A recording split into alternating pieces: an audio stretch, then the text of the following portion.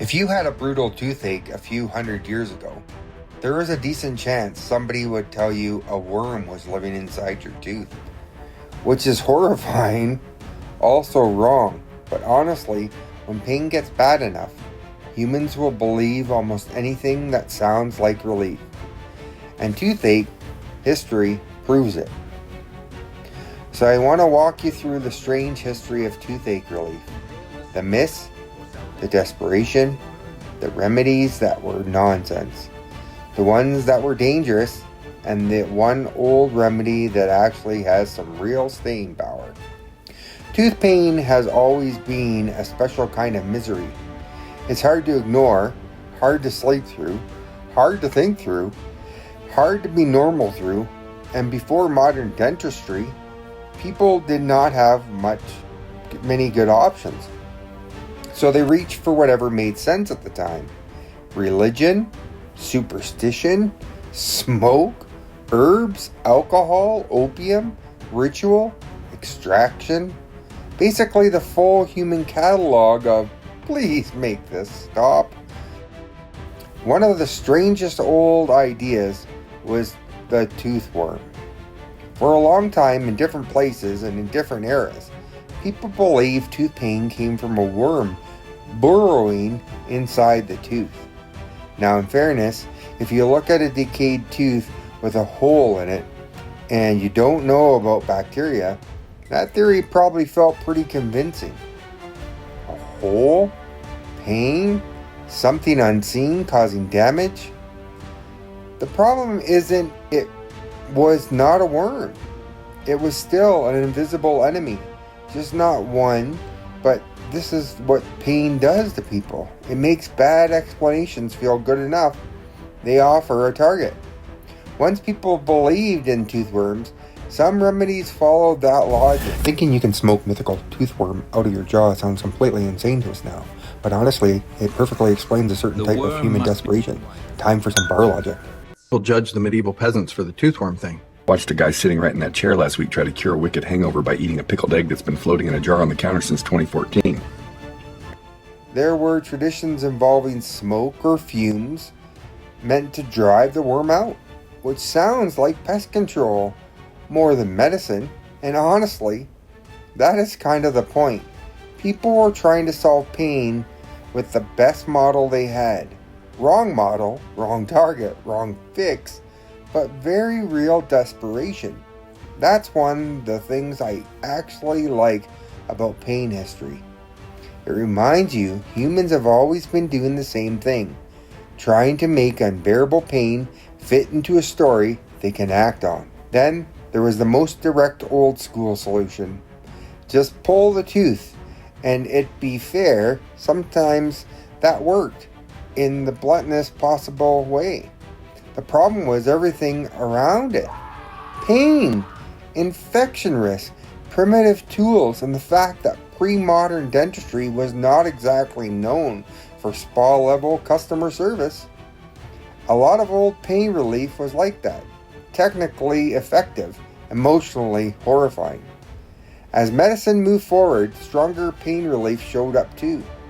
Opium-based preparations were used historically for pain, including severe dental pain, because they could dull the suffering in a way that smoke and folklore absolutely could not.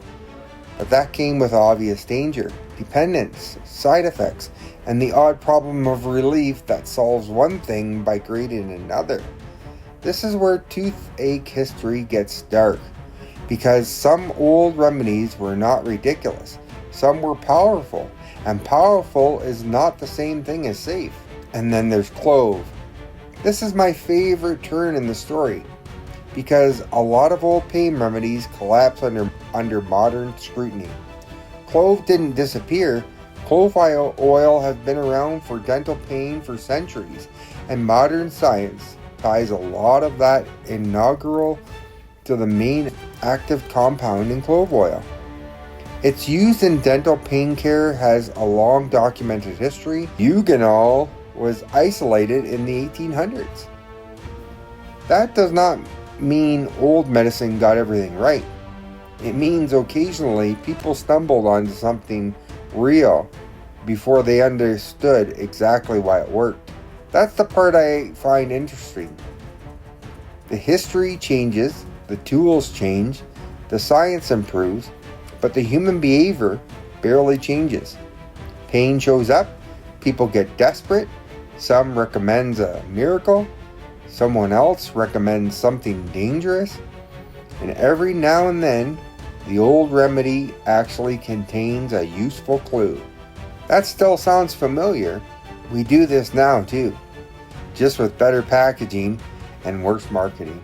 So what does the history of toothache relief really show? Mostly this.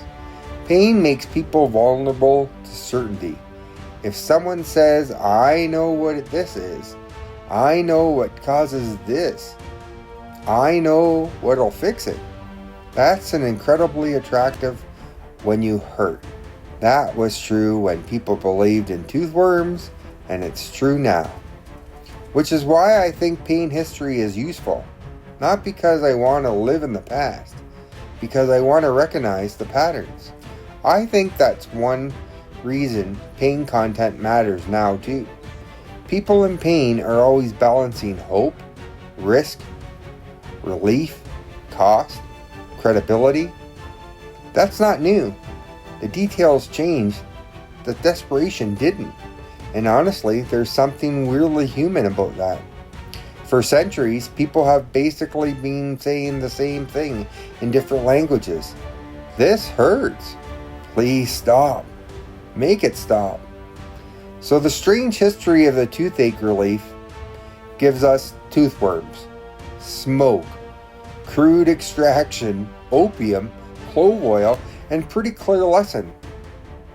Pain has always pushed people towards stories, rituals, remedies, and risk. Sometimes those were nonsense.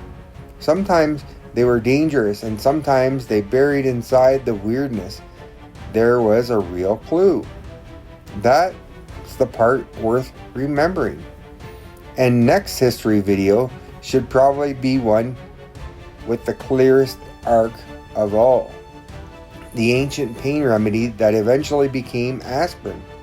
Because that story is what it looks like when an old remedy turns into real medicine. Sometimes survival just means distracting the brain by any means necessary. Let me know in the comments if you try that hallucinogenic smoke hack toothaches. See you in the next one. Thanks for watching.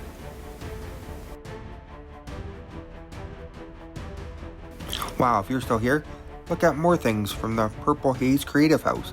Thanks for watching.